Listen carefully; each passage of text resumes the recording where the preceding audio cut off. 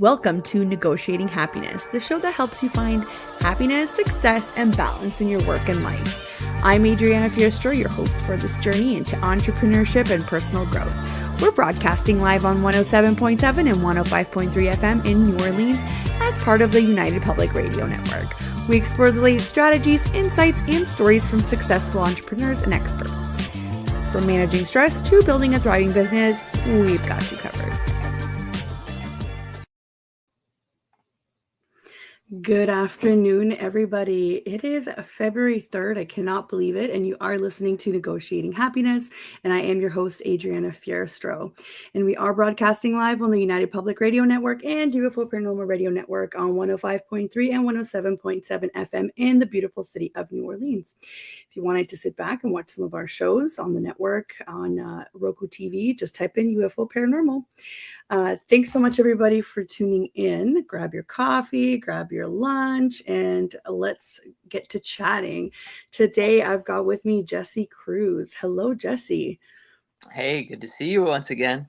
I know it's so great that we connected this way too. I'm gonna get into it and how we met, but let's dive into a little bit of what we're going to talk about today, just so that everybody listening can get a good feel for it. So.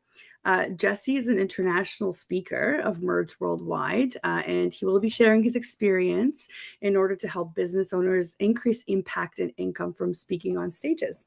So if you ever thought about speaking, this is the episode to listen to. So who is Jesse? Jesse is an award-winning international speaker, best-selling author, and public speaking coach. And as the founder and CEO of Merge Worldwide, he empowers diverse audiences to amplify their voices and share their stories in powerful, authentic ways.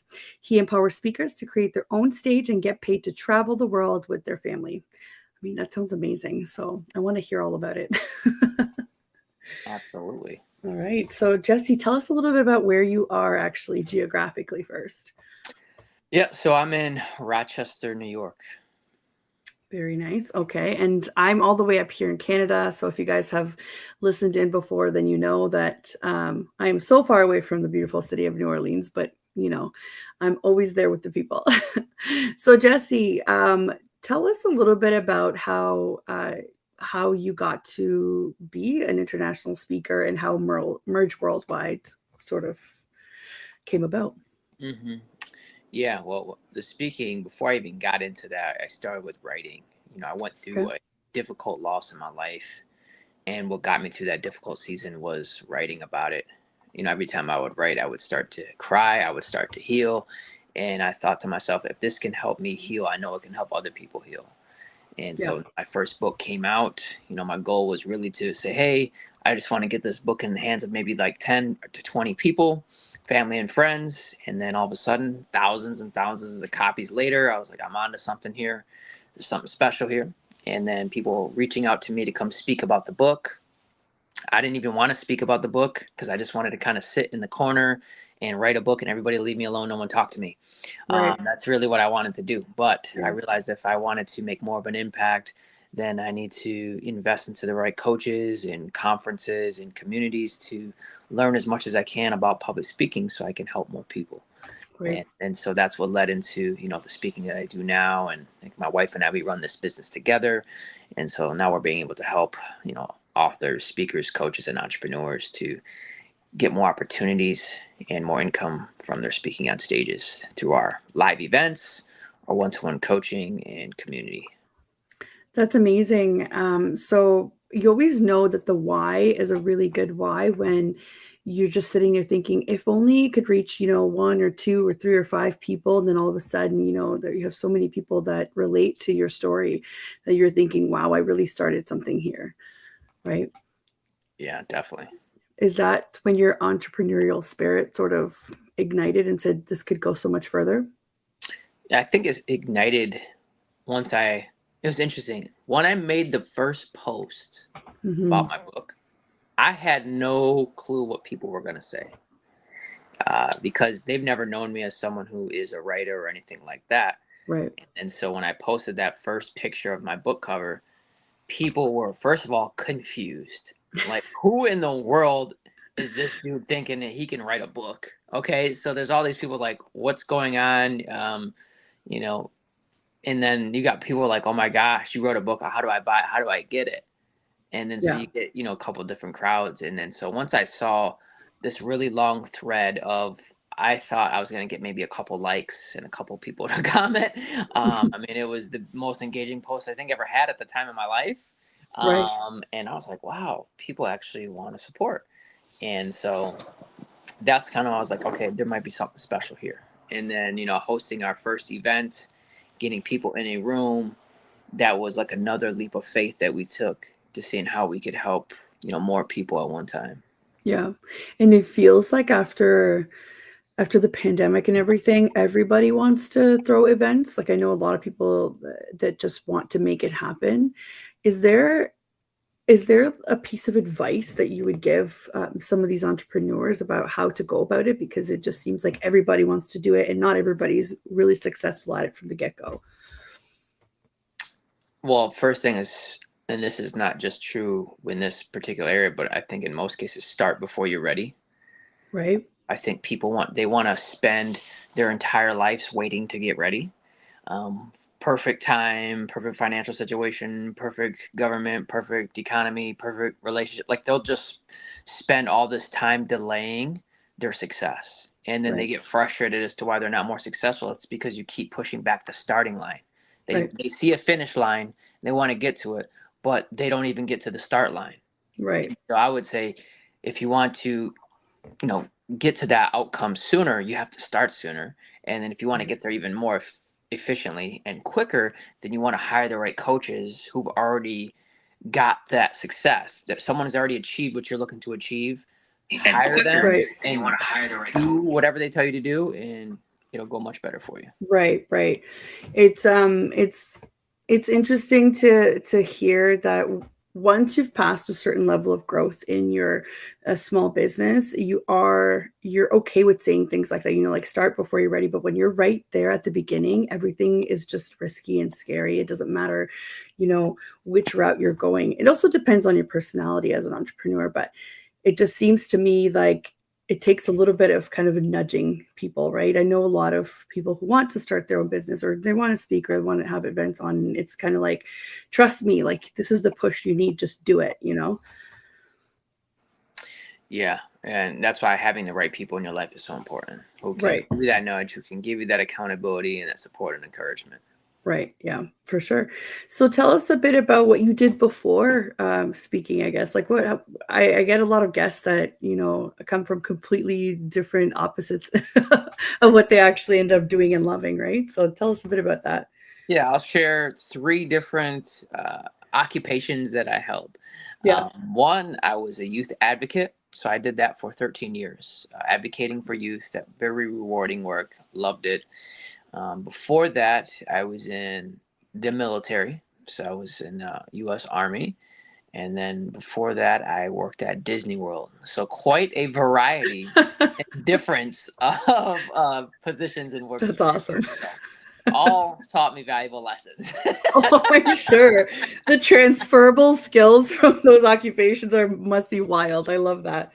I love that so much. And now you're traveling the world and just, trying to help people get to their dreams. So that's amazing. That's really amazing. And you said that you do this with your wife, right? With your family? Oh yeah, my wife, she has her own books, her own events, and then obviously we do a lot of our events together. But my wife and my children at all the events we host, we're in the room with each other, making sure that it is not just an event but an experience for the people. Right. Right. So, what would you say is kind of like the biggest takeaway so far? If you had to say, yes, this is the moment that I've been working for so far, because obviously we always want more as entrepreneurs. As far as what? It just as far as like feeling that, okay, this is where all that work is worth it because of this. Yeah, there's so many of them. Say them all. I would say,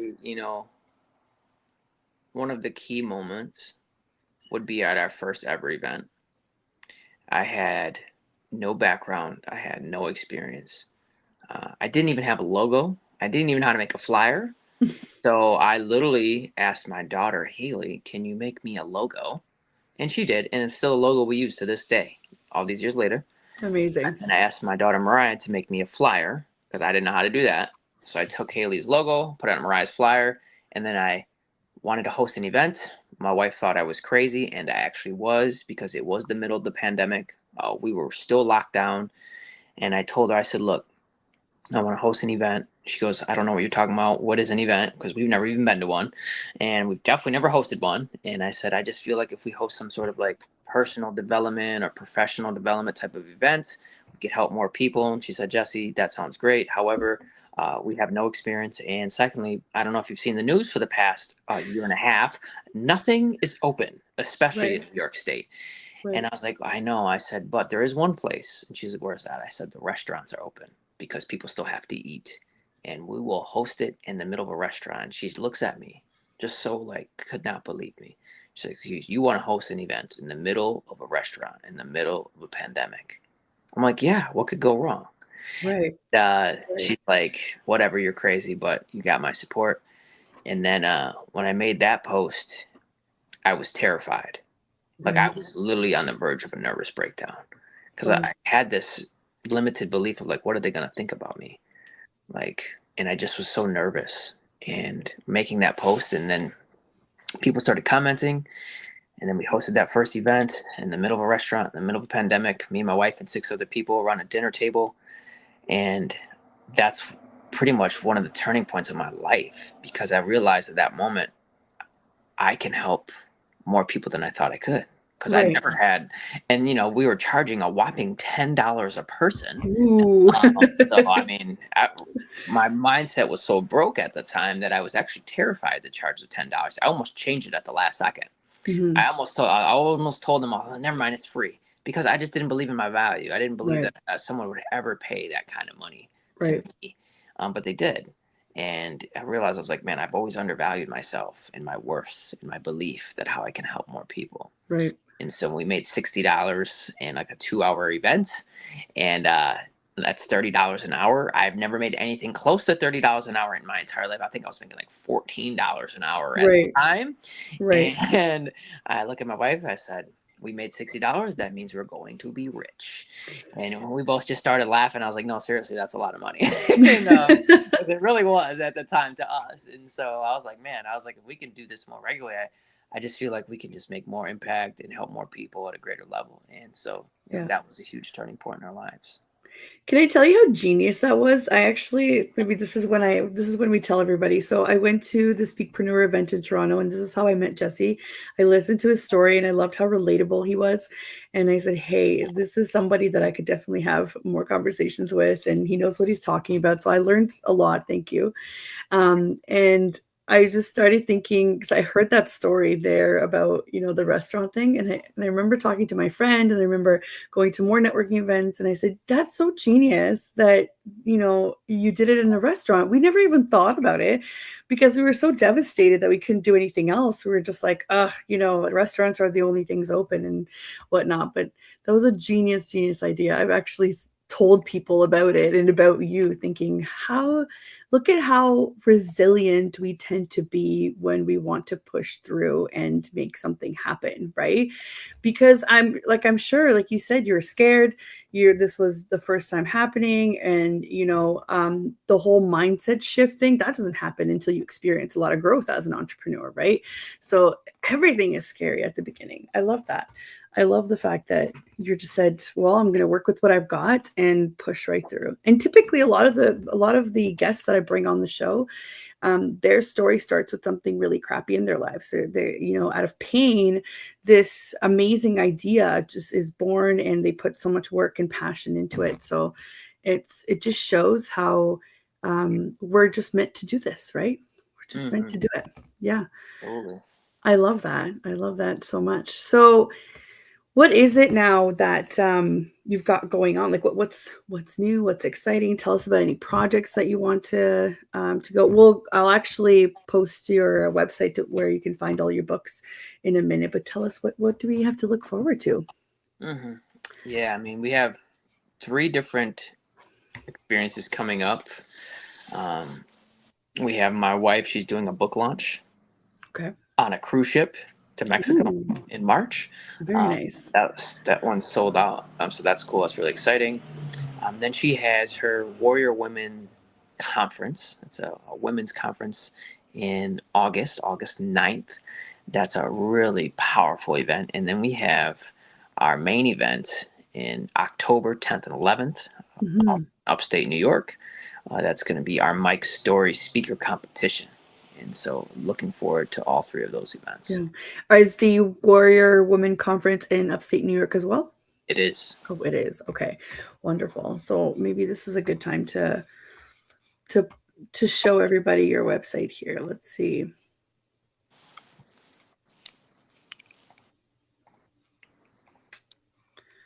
Here we go. So this is Merge Worldwide's website here. So I posted in the comments to guys, it's mergeworldwide.com. You'll see here their story. And if you scroll all the way to the bottom, you'll see the books that are out right now. So I can see Desiree's Warrior Women books, The Live Your Dash, Losing Faith, Finding Hope, and Where Did My Love Go? Is that a kid's book, Jesse? And it's a children's book I wrote with my daughters, so they're published authors as well. Oh, amazing. I love that. Awesome. And I was speaking to you a little bit briefly before. You have a retreat. You guys are going to Italy in Naples in the summer, right? Yeah, that was the one that we just did, and it Okay. was incredible. Yes. Amazing. Where's your next one? So for 2025, those are our three main events currently. But because we do like a lot of traveling, and we also did just go to Iceland, we have people Amazing. inquiring about where we're going to go next. Yeah. We will see. For this year, we're going to be upstate New York. Obviously, we'll go to Mexico for the book launch, and then we'll see what the end of 2025, beginning of 2026 may bring us. Gotcha. Is there any kind of favorite destination that you've had so far? I mean, I have to say Italy is probably number one. I don't blame you. We love it there. We've been there 3 years in a row. So, Oh, that's amazing. That's amazing. Yeah, no, I keep seeing all these they're kind of like custom trips, right? Where people don't typically tend to go. That's why I like that yours was in Naples, right? It wasn't just kind of the regular destinations, right? That's amazing that you guys get to kind of go all over. And I'm assuming your kids go with you, so they get the wonderful benefit of that, right? oh yeah, our kids go to all this stuff, all the retreats all over the world. Yeah. Yeah, that's amazing. That's kind of why I started this show when I'm talking about negotiating happiness. It's like, yes, it takes so much to be an entrepreneur, but you're literally negotiating on your own terms, right? So what is it that you're trading your time and your hard work and for what? And this is the kind of thing that would probably keep me going, right? Like the traveling, the being able to meet so many great people, right? So what's the biggest one for you? Like what kind of keeps you going? Is it the travel, or is it the fact that you're so flexible with your schedule, maybe with your family? I mean, it's a few things. It's what I'm called to do. So it's bigger than me. It's my purpose to Mm-hmm. help people in this way. And obviously, the added blessing on top of that is I get to do this with my wife and my children. So, Yeah. and then, we get to combine our favorite hobby is traveling.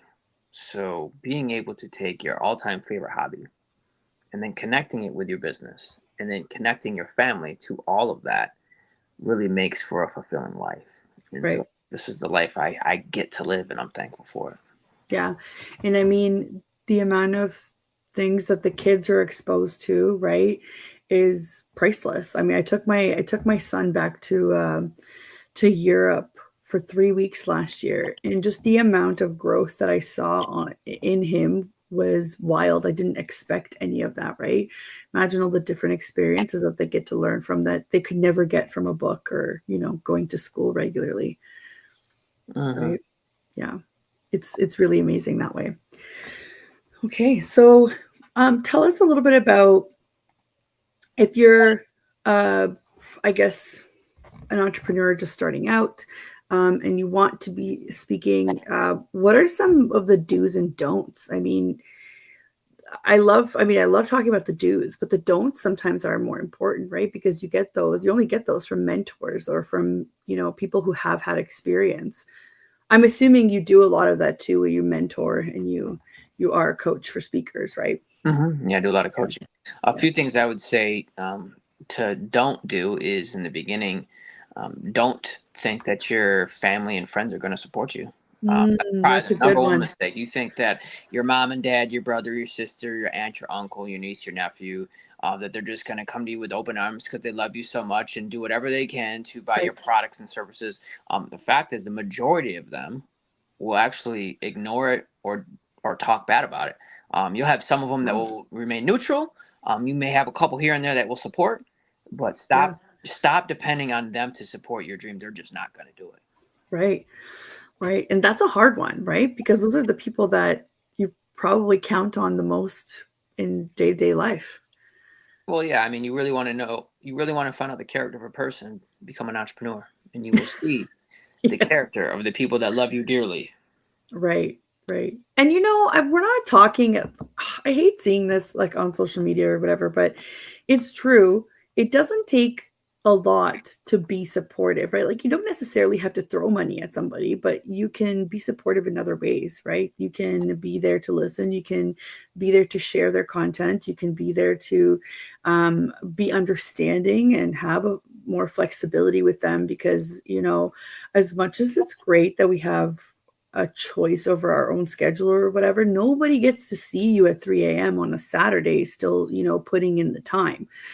So it doesn't take, financial contribution to be like, check this person is supportive with me. It's so many other things, right? Definitely. Yeah. What are some of the other don'ts? Do you have another don't?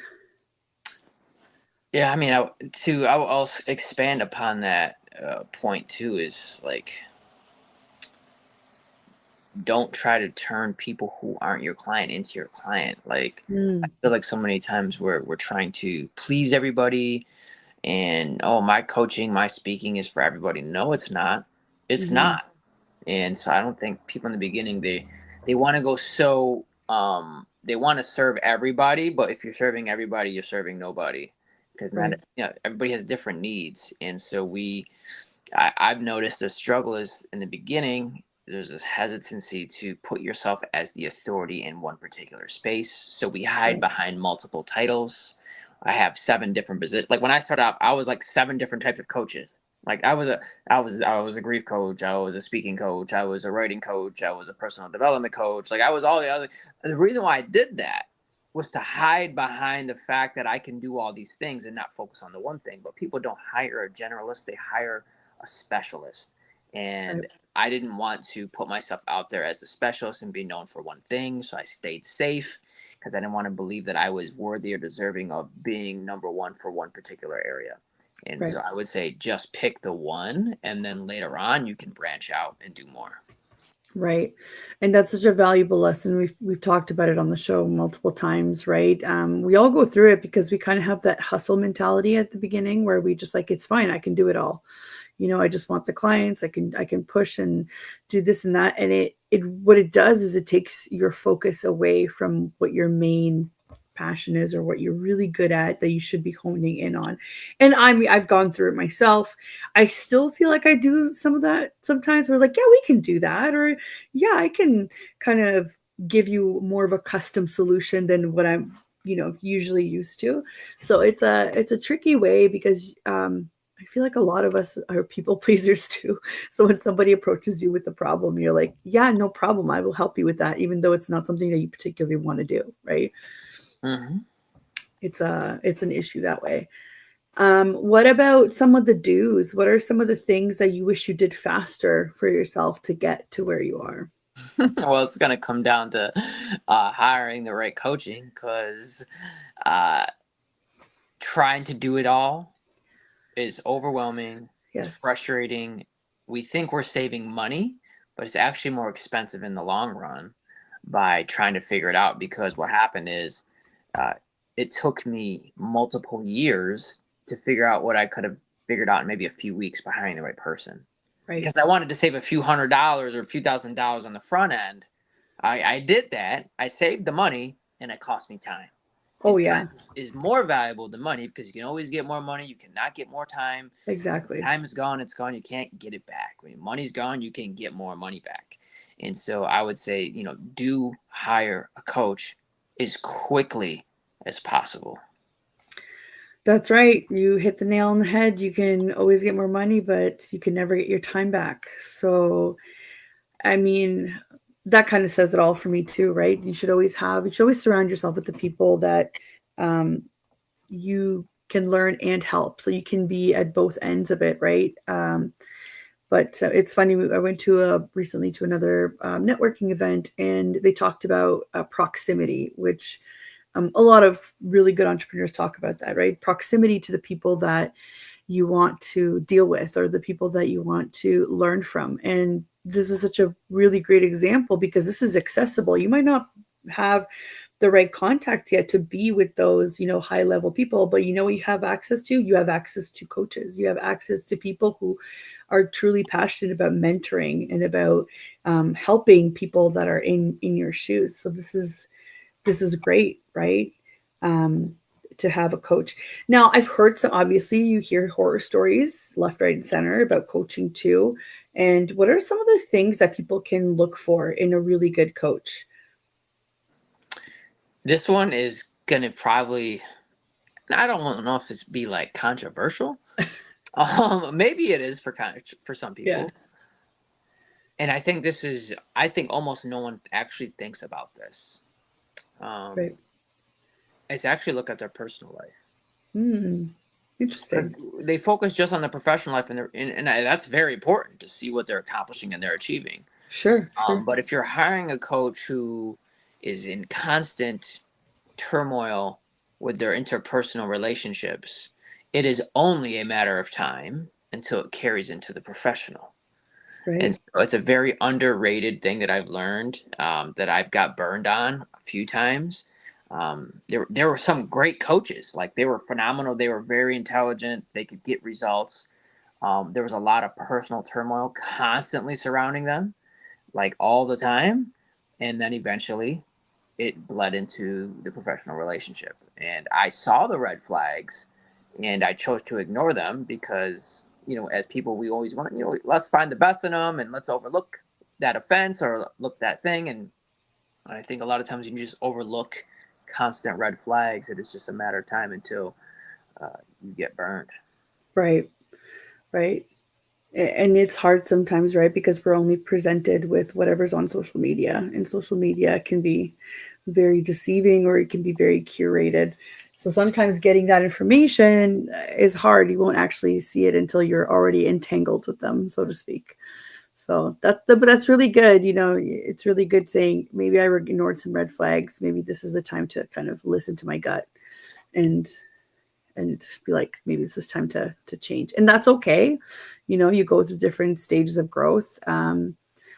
Eventually you grow even from clients, right? They're no longer your ideal client. It doesn't mean they're not a great person, or it doesn't mean that they're not, for example, a great coach or mentor. You just have to find whoever is the right person for you to deal with. Mm-hmm. um, Got a comment. Hi, Melissa, thanks so much for tuning in. Got some people that are popping in and out, which is always nice. Send in your questions, guys. Jesse's nice. Jesse will answer them. It's okay. um, we'll we'll do a really quick intro now since we are at the halfway mark. So if you guys are just tuning in, you are listening to Negotiating Happiness, and I'm your host, Adriana Fiorestro, and we are live on the United Public Radio Network and UFO Paranormal Radio Network at 105.3 and 107.7 FM in New Orleans. And we are here with Jesse Cruz, international speaker and CEO of Merge Worldwide. And we are talking about how to transform your business into this speaking machine, or how to be on stage, and kind of develop an extra, I guess, income stream for yourself. If you wanted to, this is your calling, if this is what you've always wanted to do, then this is how you start. You start following the right people. You start interacting with them. You get a coach, you get a mentor, and on we go. And if you are looking to follow Jesse, you can find him. He lives on Instagram as well. So I'll post it now for you guys. It is at Jesse Cruz Speaks on Instagram. And if you want to find some of his links, I've actually pasted them in the comments, guys, so you can just click directly. Even if you're going through the archives, you'll find them there. Okay.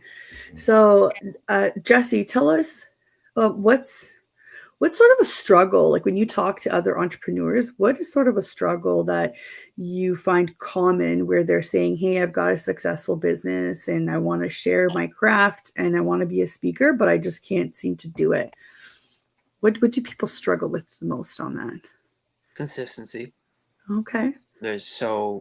It kind of goes back to what I said earlier about the personal life. So obviously we're all people. We all have struggles. We all have challenges. Like, that's just part of life. Like, we all have our problems. And if we let too many of those problems pile up, they compound and they expand and they grow. Yeah. And like I said, bleeds into the business. So it's hard. It's much more challenging to be consistent in your business if you're not consistent in your personal life. And so that's usually the biggest struggle. I believe people actually don't have business problems. They have personal problems that show business. I like that. I like that because it's true. And I was just talking to another entrepreneur. Same thing. We were saying, as much as we try to compartmentalize our lives as entrepreneur and mom and whatever else, it's so hard because everything just sort of bleeds into it. So I 100% agree. I'm like, you might not have business problems. You might have, personal or things that you need to work on that could probably benefit you in your personal life as well, not just in your business life. That's so good. Yeah, I like that. And what's one thing that you can just start off with, something that's really practical that people tend to overlook? Like sometimes it's, I don't know, sometimes it's as easy as sitting down and blocking off time in your calendar and to try and be consistent. But what's something that in your sphere that usually works? For me, it's my faith. I think that no matter what a person believes in, where are you putting your faith? Where is the source of your faith coming from? And so for me, it's like, it's reading and it's prayer. It's my relationship with God. That's, for me, that's what gets me on track when life feels like it's about to derail and dysfunction and chaos and tribulations and trauma happens, is that I have this faith that will keep me going and sustain me during the most difficult seasons of my life. Yeah. It's like lessons, right? It's how you kind of approach them that really matters, because we all go through it, no matter if, different faiths or you're not, religious or whatever. It's all kind of the same idea. It's like what life throws at you in the lessons and how you process them, right? That makes sense. Yeah. So do you want to tell us a little bit about your books there? I'll try and share this again here. Yeah. So I'll start with the first one I ever did, Live Your Dash, Discovering the 8 F's to Freedom. The dash representing on the tombstone, from the time you're born to the time you pass away, the dash in the middle. Right. I wrote that book in a very challenging season of my life, and that writing is what got me through, a difficult time. And that book changed my life to the point where it showed me that I could do something more than I ever thought I could. Because I didn't think I could ever write a book. I didn't think I could be an author. I didn't think many people would buy it.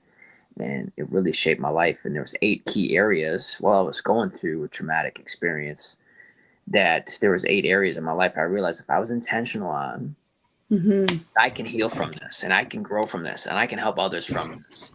And so those 8 key areas are what I wrote about. That's amazing. So this is more about self-development. This is probably something that a lot of us could use, right? Yes.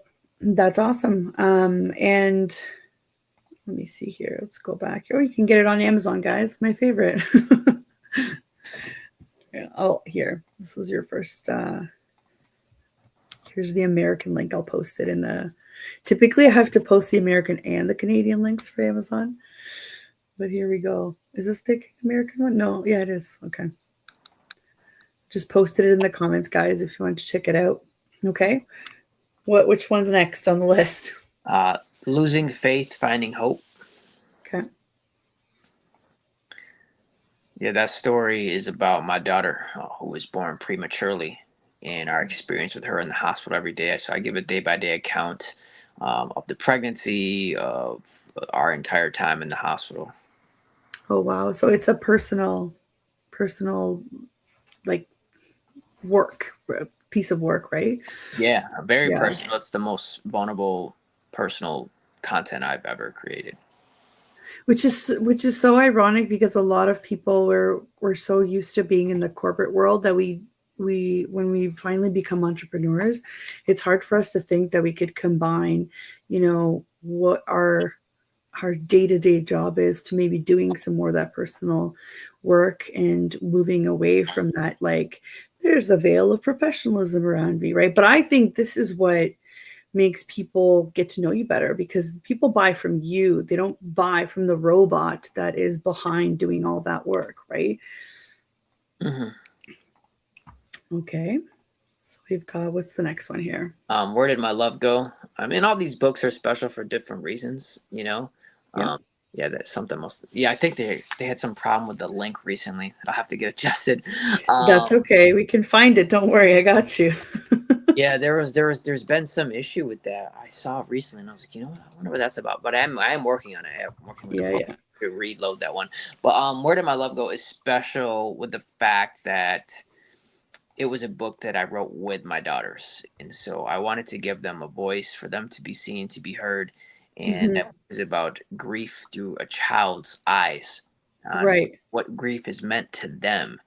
And so it's a book that I've never really seen in its kind, was for the fact that it has different children, fictionally sharing their ideas and their beliefs around what it means to lose someone that you love and what grief means to a child. So ideas for children and parents to have an uncomfortable conversation, because most parents don't talk about losing a loved one until the loved one is already gone. And then Right. they don't really approach it, head on, and they kind of beat around the bush. And so this is designed to have that book ahead of time for the children and parents to understand what it means to lose someone that you love. Right. Which is, I mean, I have a 4-year-old and we've had to have similar conversations about Nana. And I never would have thought, I thought, hey, I have so much time. I have so much until it actually happened. And then a book like this would have been super helpful to just even wrap my head around it because I mean, I was a new mom too. You don't know anything at the beginning. So this would have been really great. Yeah. Mhm. That's awesome. Oh, and I see it's written by Jesse, Haley, and Mariah Cruz. That's really cute. Yes. You're always going to have this with your kids. That's really cute. Yeah, for sure. I love that. And I also love that you're putting all of these like entrepreneurial, ideas in them so young. I've always wondered, like, how could I do that with my kid? Right, exactly. That's awesome. Okay. So tell us a little bit about who are the types of people that you work with typically? Like tell us a bit about what you do. Yeah, so those are typically going to be, your professionals, so who are authors, speakers, coaches, and entrepreneurs who want to grow professionally and in their business through public speaking. So it's a Mhm. variety of different backgrounds, but at the end of the day, these are people who quite literally say, I want to make more of a difference presenting and speaking on stages, whether that's done virtually or in person. Okay, wonderful. And so I guess you do one-on-one coaching as well. Yes, one to one coaching, absolutely. Okay, and events. You've got the retreat going on. Hmm.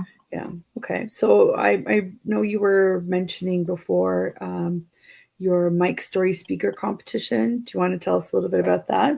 You said you were going to spill the beans. Yeah, I mean that's our main event. That event is every time we've hosted that event has been transformational. There's been friendships that has formed, business partnerships happen.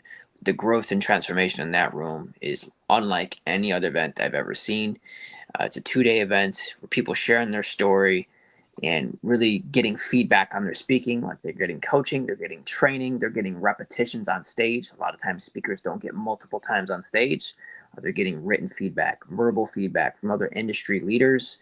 Obviously, they get an audience, great networking.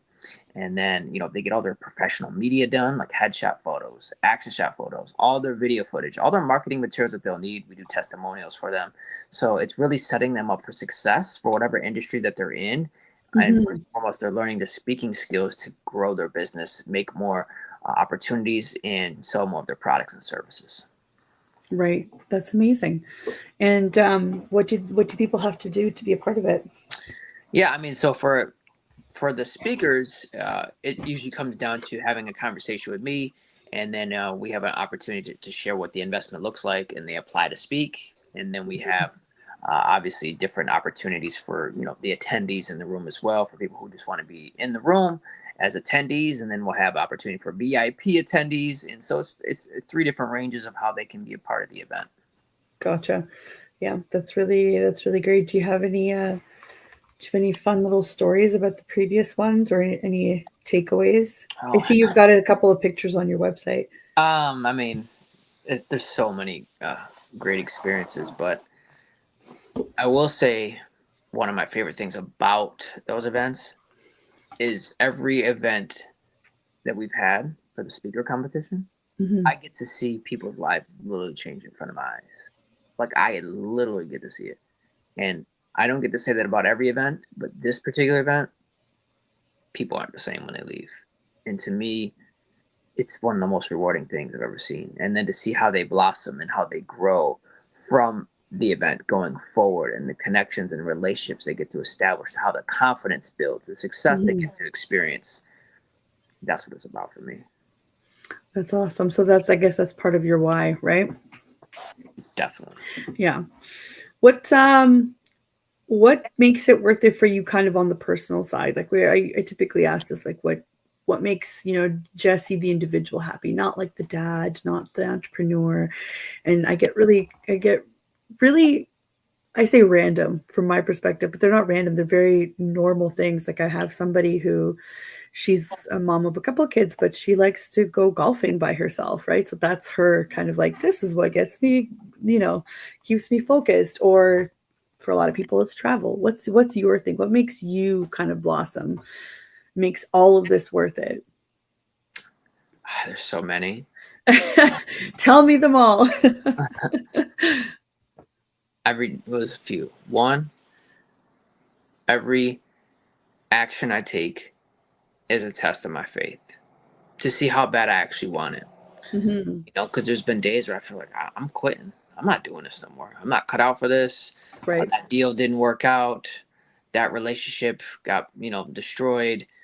And but I get tested in my faith to see, am I really committed to this? So it's a continuous faith walk.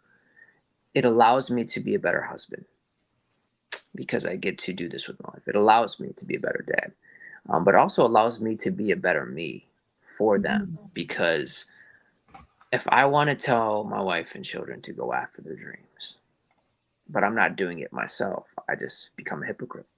Right. And so I must continuously go after my dream because it gives them permission to do the same thing. And being able to travel, that gives me so much joy. But it's not really just me, it's like the people around me, creating experiences for other people who really get it puts a smile on their face when they say they'll never forget this experience for the rest of their life. When I fulfill a bucket list destination wish that they've always wanted to fulfill, and I help them fulfill that, it's a blessing. When I tell someone that they've always wanted to share their story and they never got the opportunity to do it, and they're crying to me and saying this changed their life, that's what it's about. That's what Yeah. I have to do.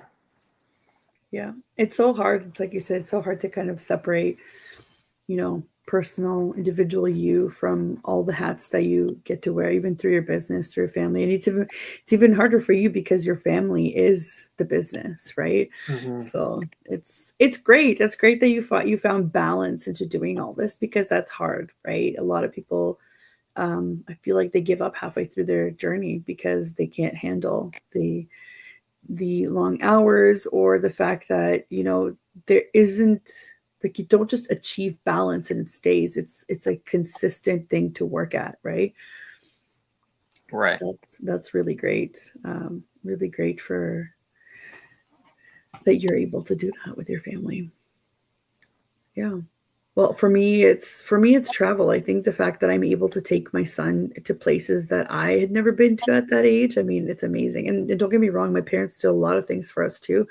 It's awesome to see kind of like, hey, what's the next thing that I could do? What could I achieve, just from this or from that, and just exploring. Got a comment here. It says balancing is more difficult than people realize. Melissa. Yeah, of course. And again, just because you achieve it once, it doesn't mean that it stays. It's not like one of those badges that you get to carry for the rest of your life. This has to happen on a daily basis. Just with entrepreneurship, like you said, you have bad days and you have good days, right? Hmm. Yeah. Okay, so we are getting close to the end here. We just have a couple of minutes left, and is there something that you want to leave the listeners with? Yeah, one of the most important decisions I think anyone can make is to not be interested in your dream, but be committed to it. Being interested in the dream is saying, someday that would be nice. I hope it happens. Yeah. Committed is like, I'm willing to do whatever it takes to make it happen. I will spend the money. I will spend the time. I will build a relationship. I will sacrifice certain things. So if you have a dream, go all in on it. Doesn't mean you go on it foolishly and do other, things that wouldn't align with it, but just go after the dream. And you'll be amazed at the person that you become. Because I think the thing that holds people back is that they want the outcome of the dream, but they don't want the process of the person it takes to get there. Hmm. Getting to the dream is actually the reward in itself. It's the person that you become along the way to get to the destination that is also the reward. And I would say just start now. Right. Right. Is there I guess, is there a path? Like if you had to do it all over again, Jesse, is there a path that you would take that would be different? I would have just probably started sooner. As Mhm. mentioned before, I would have stopped caring so much about what people think. That Right. held me back a lot too. Like even when I would have some success, I would try to tone it down because Really? I didn't want to intimidate insecure people. And I realized I had a lot of very insecure family members and Mm. friends. And so if you're talking about your wins and your goals and your successes, they're not actually authentically happy for you. They're actually Right. intimidated and they resent your success.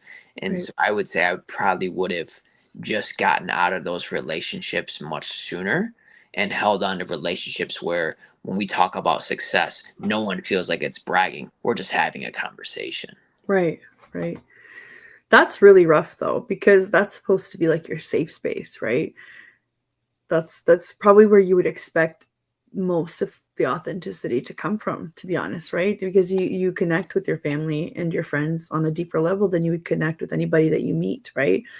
But I always say too, even in the digital space, there are not a lot of entrepreneurs that are willing to be open and connect with each other because they view everything as competition, right? We've had a lot of conversations around that. And those people that you do find that are genuine, and you end up creating a network, and it's amazing. And I don't think some days I could do what I want to do, or plan these big projects without those people. So sometimes, if your family's not it for you, there are other people out there that can be authentic. You just have to find them.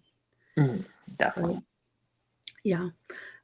It's crazy to me how connected we are these days, and how, connections at our fingertips, but we seem to be so disconnected on a human level from everybody. This is why I think I like in-person events. This is why I think I like, seeing different speakers and talking to the different entrepreneurs, because it's different. It's different when you're on a stage, like, I mean, I'm sure you can relate or tell us some stories about, you could probably feel the energy, of the audience coming, rather than sitting here, over a screen. Yeah, I mean, digital is great, but nothing replaces the in person authentic connection. Right. Right. Yeah. So I guess for this year, we'll watch out for, you said you're writing another book, right? It's something that's in the works. Okay. We'll see. Yeah, so we'll watch for future projects. If you guys want to get a hold of Jesse, you can find him at mergeworldwide.com. You can find him on Instagram. Just been posting it. He is at Jesse Cruz Speaks. Do I have it here? Oh, there we go. I'm pasting the link as well if you just wanted to take you straight to Instagram there. And we'll wait to hear more about your wonderful retreats, just in case the travel bug has gotten to you. So thank you so much for coming on, Jesse. I really appreciate all of the pointers, all of the knowledge that you've shared with us. And whenever you got your new projects coming up, we're happy to have you here again. Thank you for having me. Thank you so much. And thank you for everybody that's tuned in. Just a reminder, we're live every Monday at 1 p.m. Eastern time. And again, thank you for all the comments, the views. If you guys want to have a question answered, even if it's in the archives, send us a quick comment or type in a comment. We'll see it. And thank you to the United Public Radio Network and UFO Paranormal Radio Network for providing us with the platform. We will see you guys next week.